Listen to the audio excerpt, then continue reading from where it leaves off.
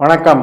அன்பார்ந்த சுபிக்ஷா டிவி நேயர்களுக்கு உங்கள் ஜோதிடர் ஜே.எம்.எஸ். சந்திரமௌலியின் பதிவு. ரிஷபலக்னத்திற்கு 10 நாட்களுக்கான தினப்பலனை பார்க்க இருக்கிறோம்.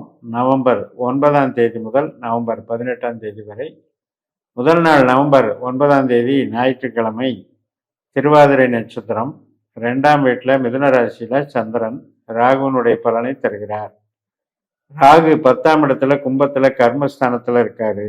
குருவனுடைய நட்சத்திரத்திலையும் சனியினுடைய உபநட்சத்திரத்திலையும் இருக்கிறதுனால இன்னைக்கு தொழில் பலம் மிகுந்த நாளாக இருக்கும். உழைப்புக்கு உயர்வு கொடுக்கும். பணவரவு சிறப்பாக இருக்கும். நன்மைகள் நடக்கும். எதிர்பார்த்த காரியங்கள் வெற்றி தரும். நவம்பர் 10ஆம் தேதி திங்கட்கிழமை புனர்பூச நட்சத்திரம் மாலை 6:47 வரைக்கும். இந்த புனர்பூசம் என்பது குருவனுடைய நட்சத்திரம். குரு புனர்பூசத்தில் இருக்காரு. ஆனால் 4ஆம் பாதத்தில் கடகராசியில் இருக்காரு. 3ஆம் இடத்துல இருக்காரு. அதனால இன்னைக்கு புதிய தொடர்புகள், சிறு சிறு பிரயாணங்கள், தகவல் தொடர்புகள், ஆவணங்கள் சம்பந்தப்பட்ட காரியங்கள், சுப காரியங்களில் இப்போ ஆண் பெண் பார்க்கறது, திருமணத்துக்காக பார்க்கறத உறுதி பண்ணிக்கிறது, இது மாதிரியான நிகழ்வுகள் நல்லா இருக்கும். உறவுகளுக்கும் நல்லா இருக்கும். ஐடி துறை போன்ற ஸ்மார்ட் ஒர்க் பண்ணுறவங்களுக்கும் இது சிறப்பான நாளாக அமைக்கப்படும். நவம்பர் 11ஆம் தேதி செவ்வாய்க்கிழமை பூச நட்சத்திரம் மாலை 6:17 வரைக்கும்.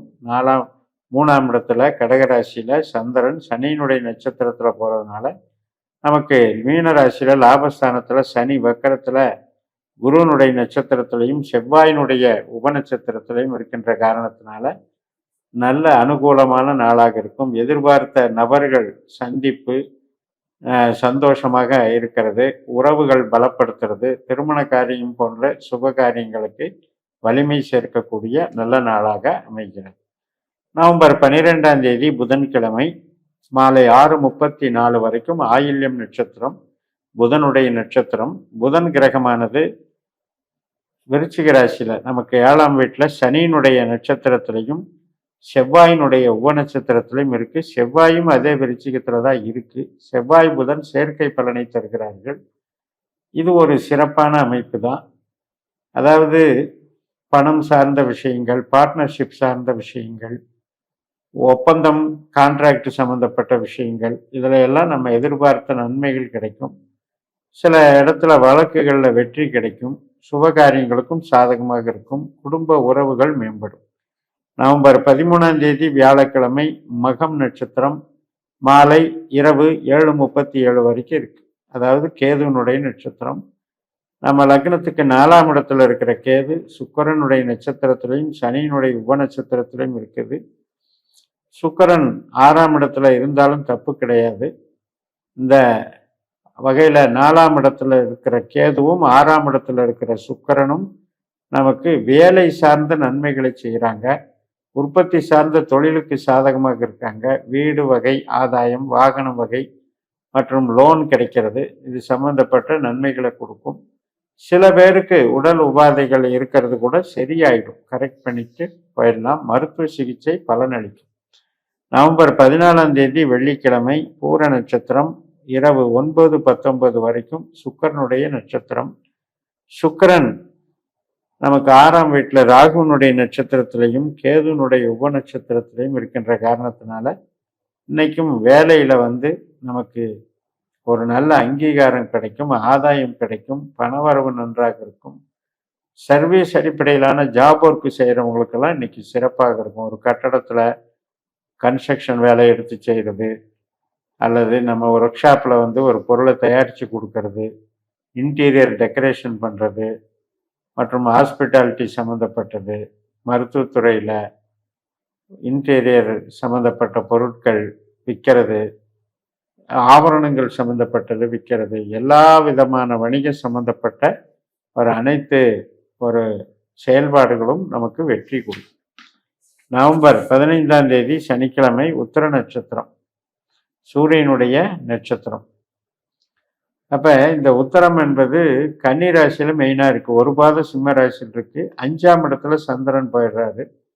சூரியன் நமக்கு 8ஆம் வீட்டில் இருக்கிறதுனால, சூரியன் 6ஆம் வீட்டில் இருக்கிறதுனால, குருவனுடைய நட்சத்திரத்தில் 8ஆம் அதிபதியினுடைய சாரத்தில் இருக்கிறதுனால அது ஒரு பலம் இருந்தாலும் கூட கொஞ்சம் எதிரிகள் தொல்லைகளில் கவனமாக இருக்கணும். அதாவது 6ஆம் இடம் 8ஆம் இடம் என்பது மறைமுக எதிரிகள் தொல்லை அல்லது கடன் சம்பந்தப்பட்ட ஒரு டார்ச்சர்களை அனுபவிக்கிறதுன்னு பேர். அல்லது உடல் ஆரோக்கியத்தில் கவனமாக இருக்கணும். இதை கொஞ்சம் பார்த்துக்கணும். நவம்பர் 16ஆம் தேதி ஞாயிற்றுக்கிழமை அஸ்த நட்சத்திரம், சந்திரனுடைய நட்சத்திரம்.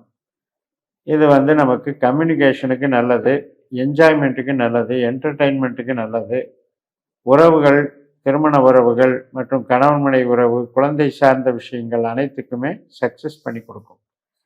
நவம்பர் 17ஆம் தேதி திங்கட்கிழமை சித்திரை நட்சத்திரம், செவ்வாயினுடைய நட்சத்திரம். செவ்வாய் கிரகம் நமக்கு 7ஆம் வீட்டில் சனியினுடைய நட்சத்திரத்திலையும் குருவனுடைய உபநட்சத்திரத்திலையும் இருக்குது.